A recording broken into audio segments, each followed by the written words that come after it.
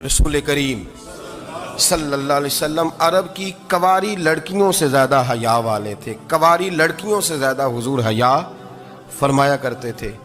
جب خانہ کعبہ کی مکہ شریف میں تعمیر ہو رہی تھی نا، اہل عرب اس کو تعمیر کر رہے تھے، تو نبی پاک صلی اللہ علیہ وسلم اپنے چچا حضرت عباس کے ساتھ خانہ کعبہ کی تعریف میں مصروف تھے.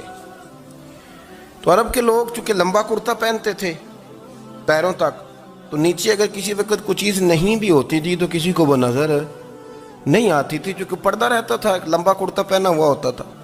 تو جب بچے، سرکار کی عمر مبارک بھی ابھی تھوڑی تھی، تو اس طرح بچے جب نکلتے تو وہ کئی دفعہ اپنی تہمت اتار دیتے نیچے سے، اور کوئی مزدوری کرنے لگتے تو 3-4 طے کر کے نا تہمت کی کندھے پہ رکھ لیتے کہ اوپر اگر کوئی وزنی چیز رکھیں گے تو وہ تکلیف نہیں دے گی.